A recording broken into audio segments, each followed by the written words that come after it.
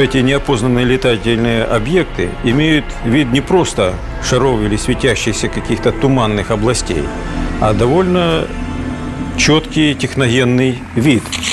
Американцев всегда интересовало техномагическое наследие Германии.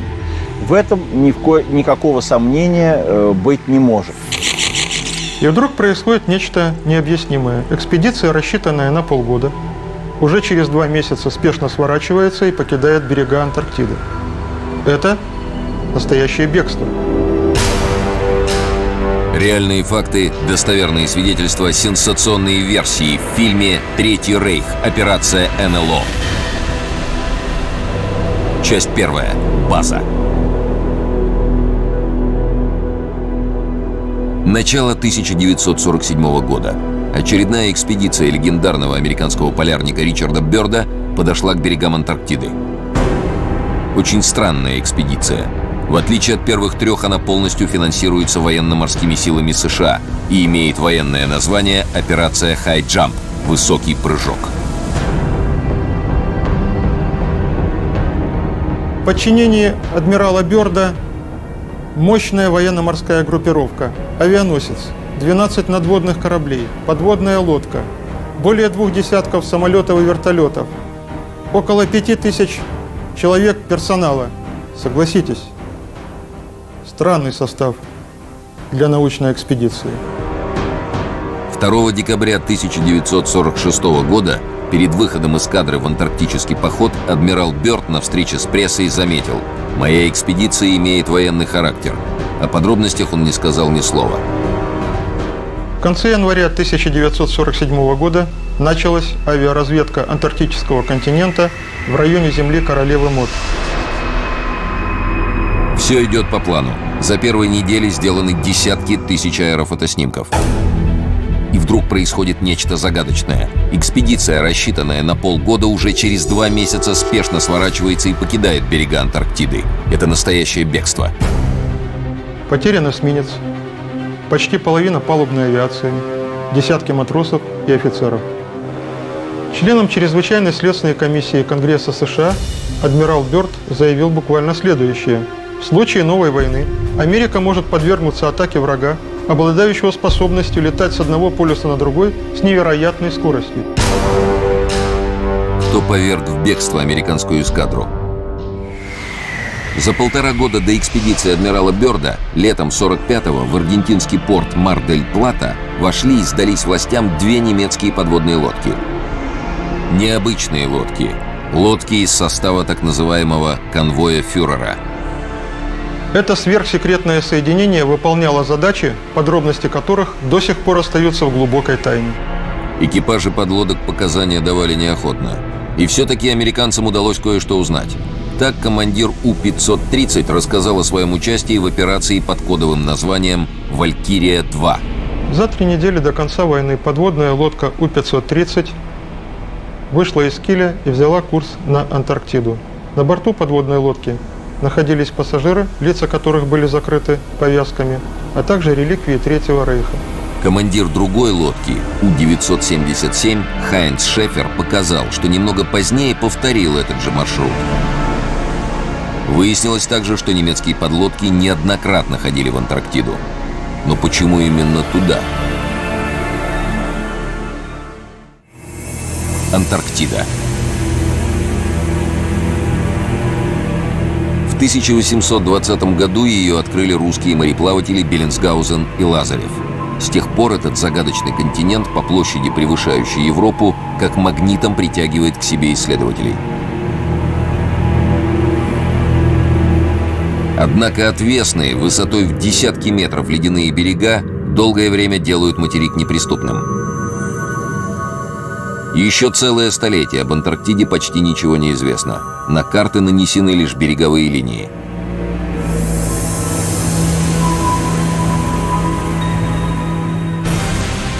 И вдруг к далекому и бесполезному ледяному континенту проявляет непонятный интерес Германия. На изучение Антарктиды выделены огромные средства. В конце 30-х годов организованы 2 научно-исследовательских экспедиции. И это перед войной, готовые разразиться со дня на день. С января 1939 года два самолета «Пассат» и «Борей», которые с помощью катапульт взлетают с борта «Швабии», начинают разведку земли Королевы Мод. За 3 недели летчики Люфтваффе с помощью металлических вымпелов со знаком свастики застолбили за Третьим Рейхом территорию величиной с Германию. Она получила название «Новая Швабия». В апреле 1939 года командир экспедиции, опытный полярный капитан Альфред Ритшер, рапортует: «Я выполнил миссию, возложенную на меня маршалом Герингом. Впервые германские самолеты пролетели над антарктическим континентом. Каждые 25 километров наши самолеты сбрасывали вымпелы. Мы покрыли зону приблизительно в 600 тысяч квадратных километров. Из них 350 тысяч были сфотографированы». Воздушные асы Геринга сделали свое дело. Загадочную эстафету принимают морские волки фюрера подводных лодок адмирала Карла Дёница. За 3-9 земель к берегам ледяной Антарктиды скрытно направляются немецкие субмарины. А через некоторое время Дёниц роняет странную фразу: «Мои подводники обнаружили настоящий земной рай». В 1943 году, в разгар войны с Россией, гросс-адмирал Дёниц произносит еще одну не менее загадочную фразу: «Подводный флот Германии может гордиться, что на другом конце света он создал неприступную крепость для фюрера». Тогда главнокомандующего военно-морским флотом Германии понимал очень узкий круг лиц. Сегодня мы можем предположить, что имел в виду гросс-адмирал. Не так давно в Антарктиде под километровым слоем льда обнаружены огромные озера. Температура воды в них плюс 18 градусов. Над поверхностью воды находятся куполообразные своды, заполненные теплым воздухом.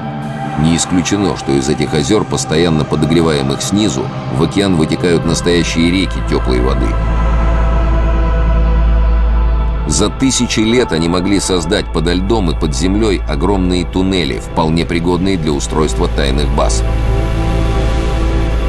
Со стороны океана, поднырнув под прибрежными льдами, туда может спокойно зайти любая подводная лодка. Вот вам и готовая база. Без штормов и полярных холодов. Абсолютно скрытая от постороннего глаза. Вне досягаемости для любого противника.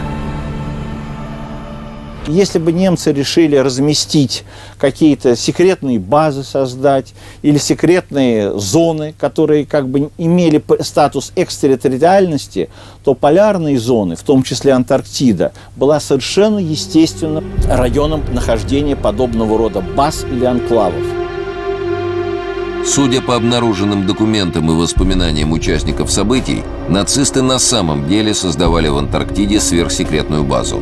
Она носила кодовое название «База 211». Уже с начала 1939 года между Антарктидой и Германией начинаются регулярные рейсы специально переоборудованного исследовательского судна «Швабия». На землю Королевы Мод перевозится горнопроходческое оборудование и другая техника, в том числе рельсовые дороги, вагонетки и огромные фрезы для проходки тоннелей. Туда же прибывают ученые, инженеры, высококвалифицированные рабочие. Для чего Германии была нужна столь удаленная база? Предположения высказываются разные. Одни полагают, что с ее помощью немцы хотели контролировать южные моря.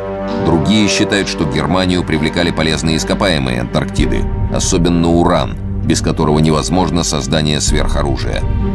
А кто-то утверждает, что на случай проигрыша в войне в Антарктиде готовилось убежище для элиты Третьего Рейха.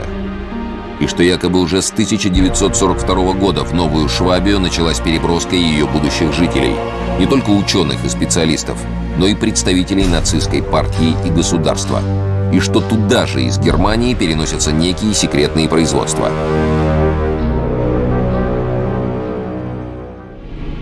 После войны американцы, активно вербовавшие немецких ученых для работы в Соединенных Штатах, с удивлением обнаружили, что тысячи высококвалифицированных специалистов Третьего Рейха бесследно исчезли.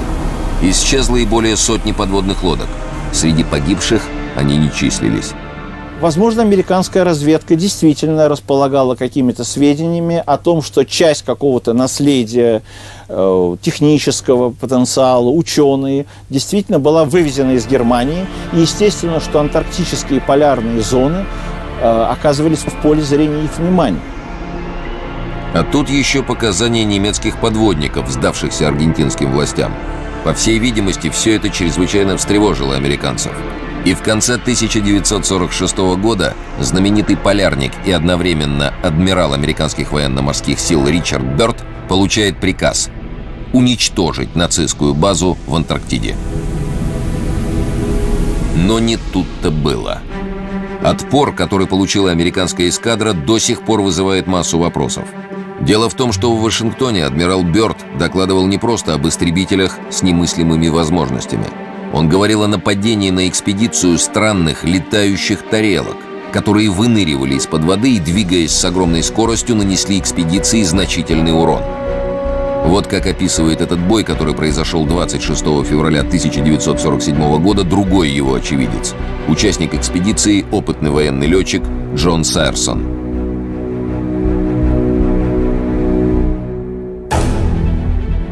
Они выскакивали из-под воды, как угорелые, и проскальзывали буквально между мачтами кораблей с такой скоростью, что потоками возмущенного воздуха рвало радиоантенны.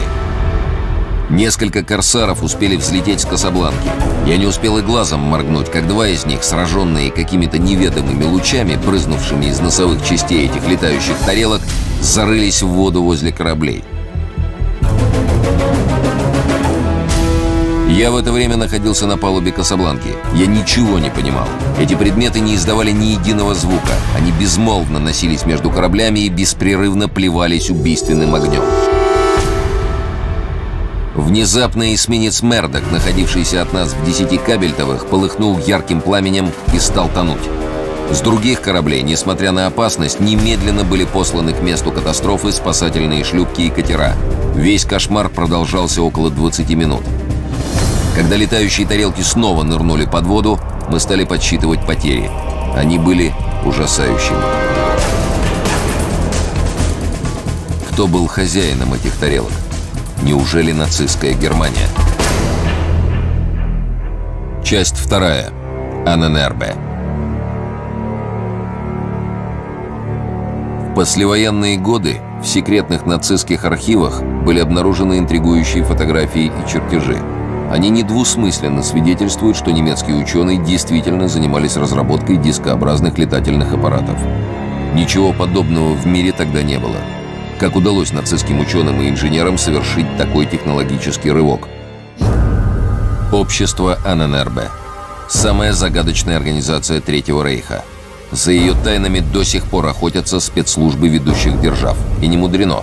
Это единственная известная в истории структура, которая занималась исследованием магии и мистики при официальной поддержке и финансировании государства. Ни одна организация не имела в своем распоряжении такого количества информации и не оказала такого влияния на развитие магических технологий, как Анненербе. Инициаторами создания Анненербе были высшие чины Рейха. Исследование оккультистских знаний и паранормальных явлений в Анненербе пошло еще и с благословения рейхсфюрера СС Гиммлера, который действовал, естественно, не только по собственной инициативе, но и в русле указаний Адольфа Гитлера.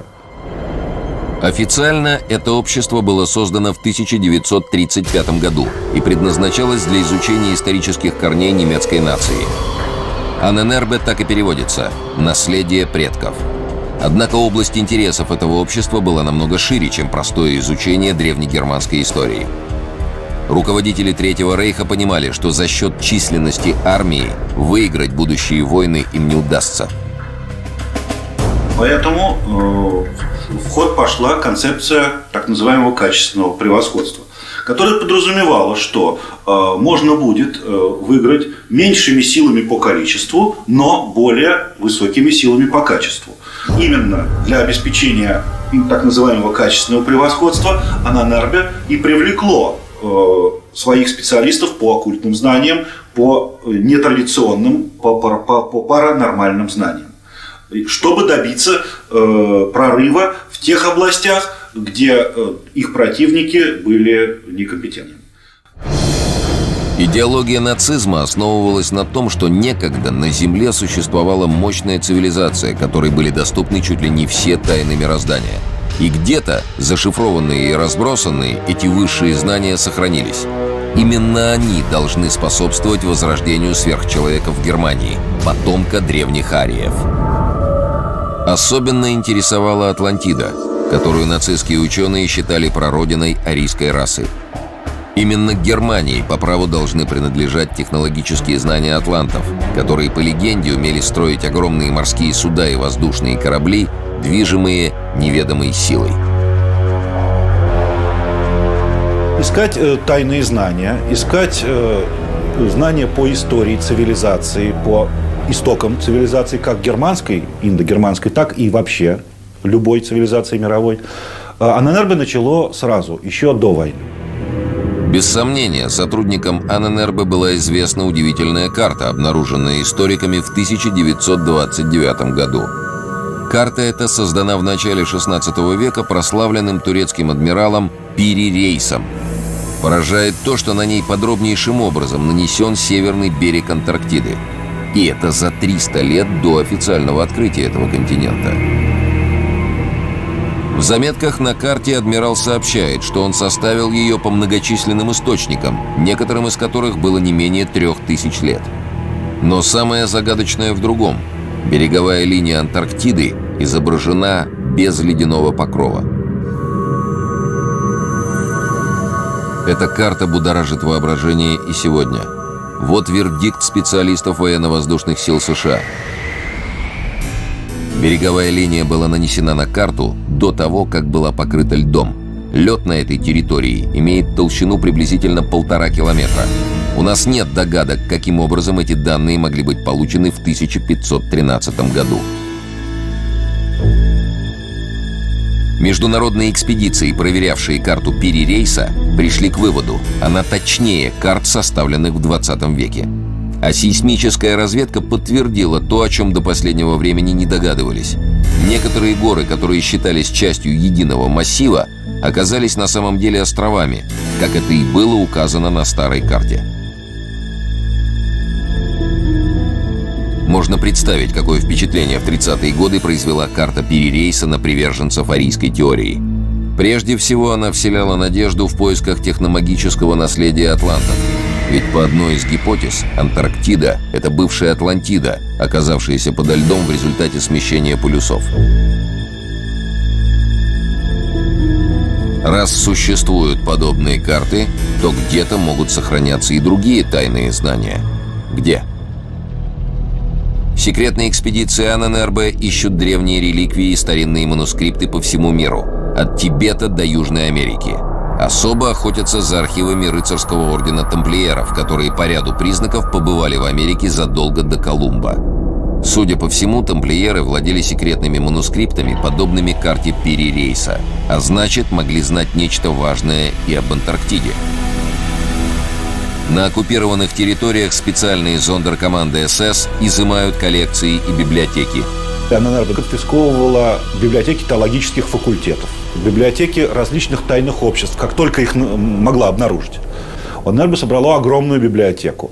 Есть указания, один из библиотекарей, бывший библиотекарь Познанской библиотеки, был свидетелем, что в марте 1945 года, когда уже подходили советские войска, уже были на территории Германии, Анненербе проводила упаковку своей библиотеки 140 тысяч томов. Вот. Каталог этой библиотеки, наверное, был бы очень интересен. Не исключено, что в Анненербе узнали об Антарктиде нечто такое, что сделало ее одной из главных целей нацистского руководства. По большому счету, эсэсовцы искали особые знания, ту самую чашу Грааля, которая вместе со священным копьем открывает путь к мировому господству. Эту легенду Гитлер услышал еще до Первой мировой войны. Копьем судьбы, до того хранившимся в Венском музее, Гитлер завладел в 1938 году, после присоединения Австрии. Для власти над миром ему не хватало чаши Грааля. Соединить легендарное копье, символ активного мужского начала, символ научного познания мира, и чашу, символ женского, сохраняющего начала, символ накопленного опыта. Вот сверхидея, которая занимает правящую верхушку Рейха. Соединить новейшие достижения науки с многовековым опытом человечества, даже если он не всегда поддается рациональному объяснению.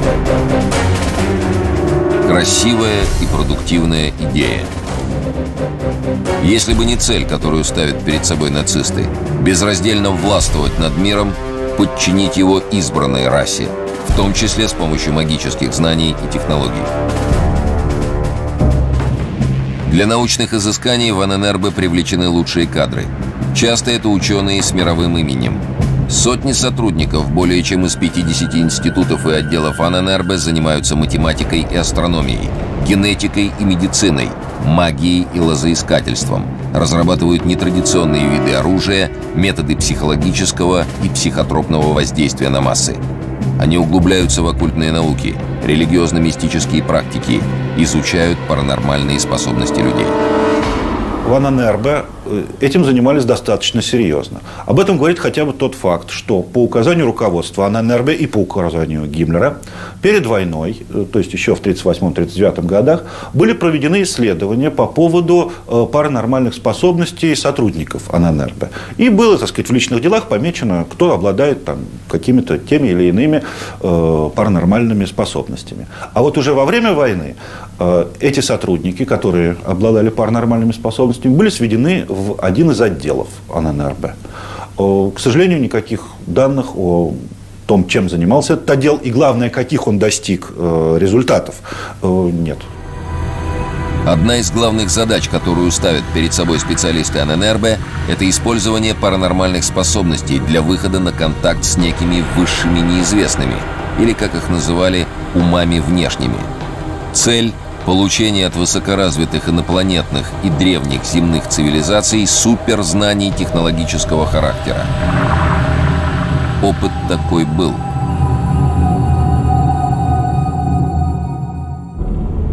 Часть 3. Диски.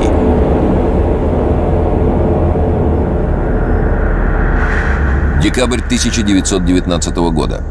Члены тайного общества Тулле, предшественника Анненербе, собираются в предгорьях Альп, в доме лесничего вблизи Берхтесгадена. Среди избранных два опытных медиума, контактера, как мы назвали бы их сегодня.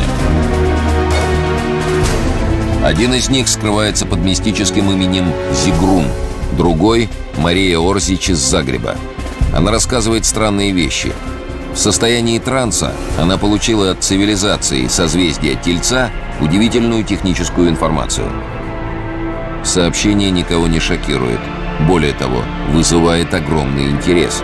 Ведь речь идет о конструкции необычного летательного аппарата, который к тому же позволяет изменять вокруг себя ход времени. А это шаг к мечте тайного общества – машине времени, которая позволит проникать вглубь истории и получать знания древних высоких цивилизаций. Перед нами рисунок летательного аппарата потустороннего мира с подписью известного немецкого ученого и изобретателя Виктора Шаубергера. Полученные знания передаются ведущим ученым для перевода на понятный конструкторам инженерный язык. К 1922 году построена первая модель. Аппарат имеет 3 параллельно расположенных диска. При работе нижний и верхний диск вращаются в противоположном направлении, создавая очень сильное поле и эффект антигравитации.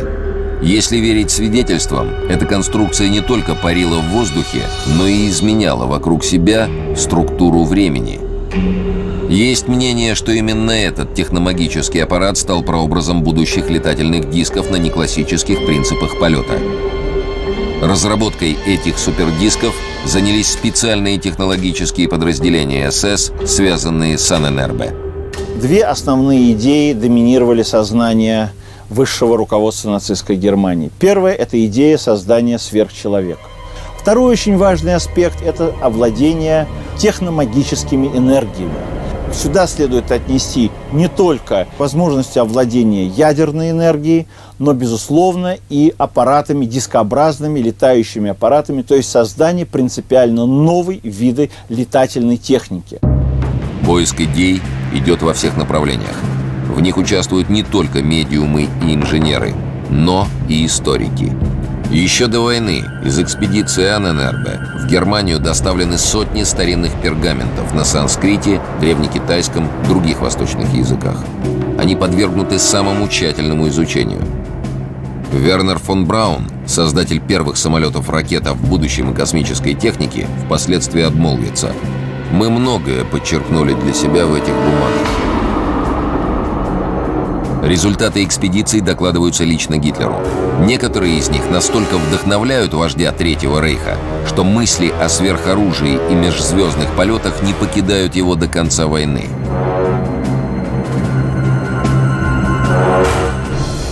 Конструкторы стараются. Но знать принцип вращения супердисков и создания антигравитации мало. Нужны двигатели, а их нет. Технология безнадежно отстает от перспективных идей. В июле 1934 года Гитлер и верхушка тайных обществ Тулли и Врил приглашают для сотрудничества изобретателя Виктора Шаубергера. Его легендарный взрывной двигатель способен вырабатывать свет, тепло и приводить в движение механизмы, используя лишь воздух и воду. От изобретателя требуется одно – создать двигатель специально для летающих дисков. Согласие получено. И через 5 лет, в 1939 году, в воздух поднимается опытный образец диска «Врил» с двигателем Шаубергера. Сохранилась редкая фотография испытательного полета этого диска с зимней маскировочной раскраской. И все-таки дело с техномагическими дисками продвигается медленно. Ни опыта, ни специалистов в этой области нет. Приходится принимать неординарные решения. К разработке супердисков подключено Зондербюро-13. Это специальное научно-исследовательское подразделение СС занимается довольно пикантной тематикой – изучением неопознанных летающих объектов. То ли сказалось это обстоятельство, то ли привлечение к разработке лучших ученых и летчиков-испытателей, но дело сдвинулось. Все крайне засекречено. Я говорил с Германом Обертом. Это немецкий профессор, аналог нашего Циолковского. Это учитель Вернера фон Брауна, создателя оружия возмездия немецкого Фау-2. Вот это первая большая ракета. Мне Оберт был нужен для того, чтобы вот спросить про эти вот как раз летающие тарелки. Слышал, говорит, знаю, но там СС нас так, говорит, контролировало, что мы не могли узнать, что делают наши там смежники, соседи и так далее. В конце 1942-го в воздух поднимается легко вооруженный летающий диск «Врил-1 Ягер» диаметром 11,5 метров. Утверждают, что до конца войны было изготовлено 17 таких аппаратов. Но относиться к подобным заявлениям надо крайне осторожно. Я думаю, что в серии ничего не было. Были единичные экземпляры. Такие аппараты, по-видимому, немцы хотели использовать как наблюдательные средства. Когда вы на него смотрите со стороны, вы его практически не видите. Генералы, которые участвовали в Курской битве, двое, знаю, героев Советского Союза, один летчик, другой танкист. Они рассказывали, что что-то такое видели. Какой-то диск висел вот во время Курского сражения. Значит, и что такое, они, конечно, никто не знали. Немцы, значит, или это наши, они тоже не знали. Но вот, по-видимому, а у нас таких вещей не было сделано. Это я точно знаю, потому что нашу историю авиации хорошо знаю. Среди обнаруженных чертежей и фотографий летающих дисков выделяется серия Хонебу. Сведения о кораблях похожи на фантастику. Судя по описаниям, в них должен быть использован альтернативный источник энергии, так называемый конвертер Ганса Коллера, не требующий привычного топлива. А диск Хонебу-3 планировали даже выводить в космос. Невероятно? Как знать. Вот одна из трофейных фотографий. Необычный скафандр пилота наводит на мысль, что полеты планировалось проводить, если не в космосе, то как минимум в стратосфере. В трофейных архивах обнаружен еще один загадочный документ. Это схема огромного, длиной в 139 метров, сигарообразного корабля «Андромеда» с ангарами для 5 летающих дисков типа Хонебу-2 и «Врил». Для чего понадобилась такая разработка? Кто-то полагает, что для долговременных космических полетов. Есть еще и другое, более простое объяснение. Это проект подводного контейнера, который мог использоваться для транспортировки грузов, оборудования, техники на тайные базы Третьего Рейха, в том числе и в Антарктику. По данным американской разведки, к концу войны у немцев имелось 9 исследовательских предприятий, на которых разрабатывали и испытывали летающие диски. Расследование показало, что 8 из этих предприятий вместе с учеными и ключевыми фигурами были успешно эвакуированы из Германии. 9-е сооружение взорвано. Вспоминает подполковник американской разведки Уиндел Стивенс.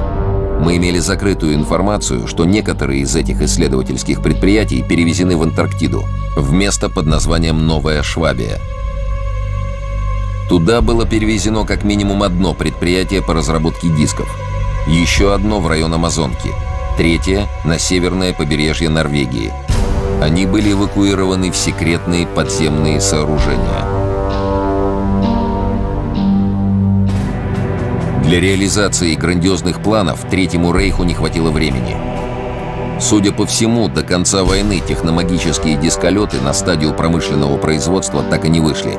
И в 1947 году в Антарктиде, скорее всего, были не они. Может, это были немецкие диски, которые летали на классических принципах?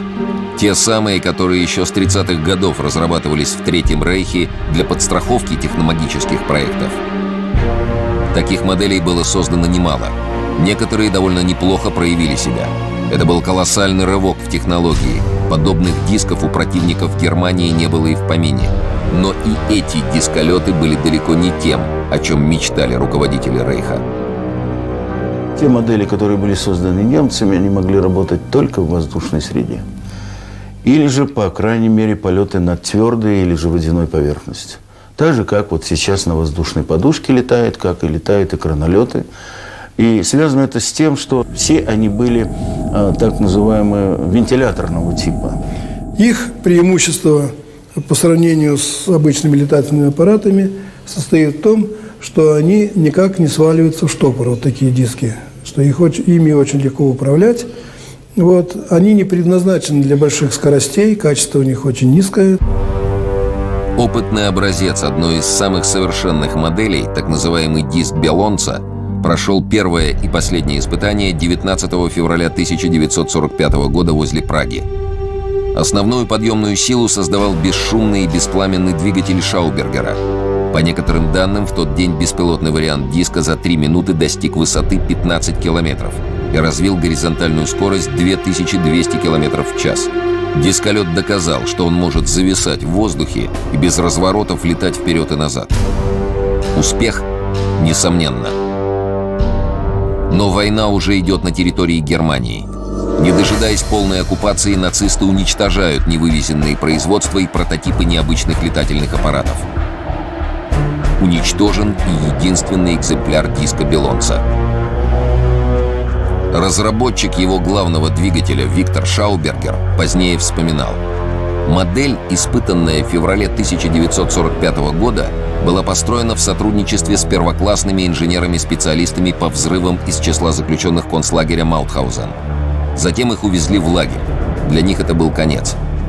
Модель была взорвана по приказу Кейтеля. Так что красивые рисунки, где этот диск изображен над антарктической базой, всего лишь фантазия художника. Не следует особо доверять и другим рисункам и фотографиям. На них могут быть запечатлены лишь макетные образцы дисков, необходимые для отработки отдельных параметров или для показа начальству с целью выбивания финансовых средств. Надо отдать должное таланту немецких ученых и инженеров. Они достигли огромных успехов. И рывок, который сделал Третий Рейх в науке и технике, не был случайным. Сочетание научных поисков с непредвзятым анализом древних знаний дало качественный скачок. Но и крах, который потерпели нацисты, тоже не был случайностью. Ведь чаша Грааля — это символ не только древних знаний, но и многовекового нравственного опыта. Этот опыт нацисты сознательно отвергли.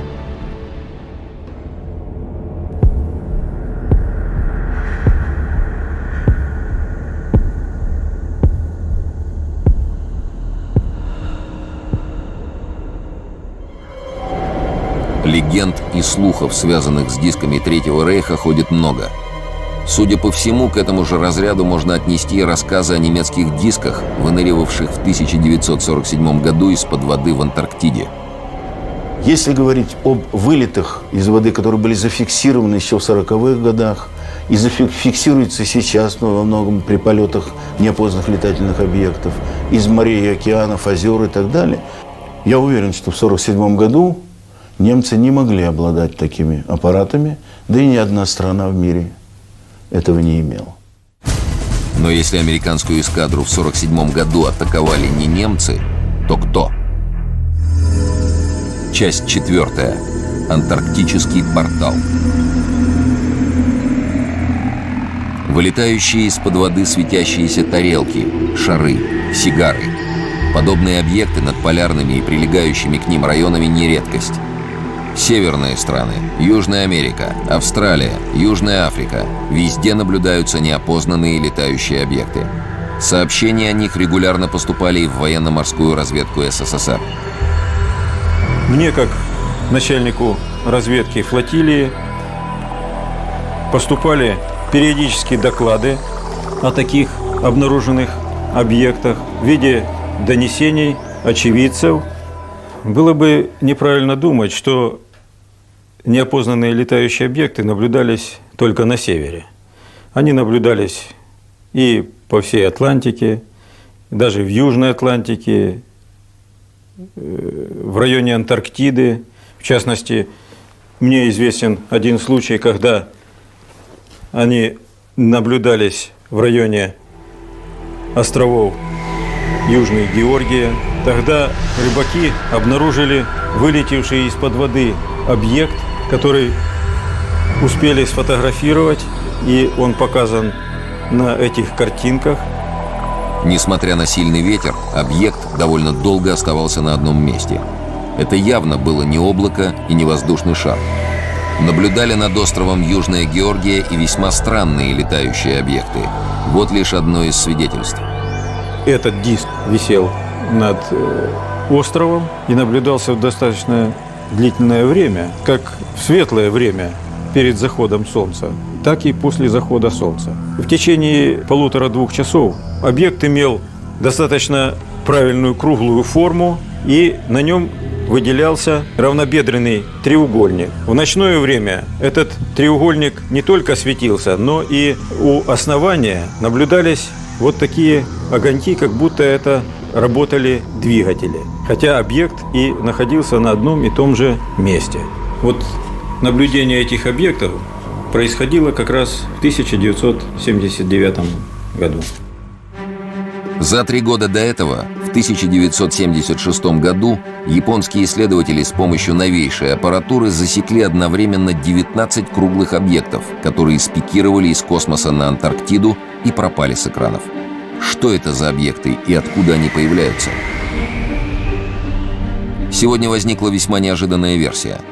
В конце 80-х годов большой резонанс в мировой науке получили работы ведущего американского астрофизика Кипа Торна и его коллег. Они обосновали возможность практически мгновенного перемещения в пространстве и путешествия во времени.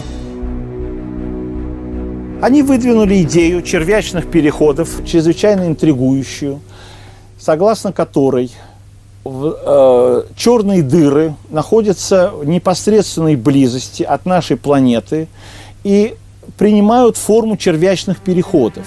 Эти червячные переходы, в принципе, позволяют совершать межгалактические, межзвездные полеты. Как заявляют сами ученые, их работа имеет прикладное значение, в частности, для создания машины времени и обеспечения межгалактических перелетов. Кип Торн пришел к выводу, что вблизи Земли находится вход в червячный тоннель, ведущий в район звезды Вега. По всей видимости, тогда уже американцы хорошо знали или представляли себе, каким образом происходит появление и исчезновение НЛО в атмосфере нашей планеты. В 1992 году на Аляске началось строительство мощного радиоэлектронного комплекса под названием ХААРП. Официально для изучения ионосферы и развития систем противоракетной обороны. Неофициально для отработки новых видов оружия – геофизического, климатического, психотронного. По сути, массивная лучевая пушка – этакая глобальная микроволновка. Однако, похоже, и это не все. На сегодняшний день мы можем смело предположить, что главное назначение этой станции – это именно поиск этого входа в червячную дыру. То есть американцы пришли к выводу, что именно в полярном районе и может находиться вход в червячную дыру. Станция своими радиоизлучениями позволяет определить конфигурацию этой червячного перехода и найти туда вход или выход. В 1998 году комплекс на Аляске был введен в действие. Примерно такой же излучатель построен в Норвегии. На очереди третий, еще более мощный, в Гренландии. К началу 90-х годов технические возможности позволили именно сосредоточиться только на одном, на Аляскинском портале, как входе и выходе, контроля за движением НЛО над нашей планетой. Не надо было уже устанавливать станции слежения по штатам, на других территориях. В принципе, достаточно было взять под контроль один портал. Однако у Земли два полюса. Какова роль каждого из них с точки зрения этой гипотезы? Например, они используются одновременно для входа и для выхода. Или, например, Аляскинский портал используется для входа, а Антарктида для выхода. Или наоборот, через Антарктиду НЛО приходят в атмосферу нашей планеты, а через Аляскинский, через Северный портал они уходят из нашей планеты. Теория туннельных эффектов не противоречит тому, что Северный полюс нашей Земли является входом, а Южный полюс нашей Земли является выходом для канала энергетически информационно связывающего нашу планету с другими планетами и звездами. Не исключено, что эти свойства полюсов неопознанные летающие объекты используют для связи с другими частями Вселенной. Во всяком случае, это подлежит большому серьезному изучению. И ведь не случайно, например, хорошо известный факт, что большая часть сотрудников американских антарктических станций, это являются сотрудниками Агентства национальной безопасности Соединенных Штатов Америки, то есть военно-технической разведки, электронной разведки и сотрудники Центрального разведывательного управления, которые составляют костяк исследовательского персонала американских антарктических станций. Возможно, ученые Третьего Рейха тоже предполагали, что Арктика и Антарктида не просто земные полюса. И, может, не случайно в нацистской Германии была столь популярна теория полой Земли, где полюса представлялись воротами в какое-то другое пространство. Может, в основе этой безумной идеи лежали смутные представления о чем-то похожем на сегодняшние червячные переходы? И именно возможностью путешествий во времени и пространстве притягивала к себе немцев Антарктида. Шестой континент продолжает хранить свои тайны. К ним добавляются все новые вопросы. И с годами их не становится меньше. Были ли работы по созданию летающих дисков свернуты после войны или продолжились в других, тайных районах земного шара? Стоит ли все неопознанные летающие объекты списывать на современные тайные разработки? Ведь подобные объекты наблюдали очень давно, даже во времена Александра Македонского. Что за объекты выныривали из-под воды и атаковали эскадру адмирала Бёрда? Великие неизвестные, к сотрудничеству с которыми так стремились немцы. Что это? Миф или реально существующие силы, уже тысячелетия ведущие на Земле свою невидимую деятельность?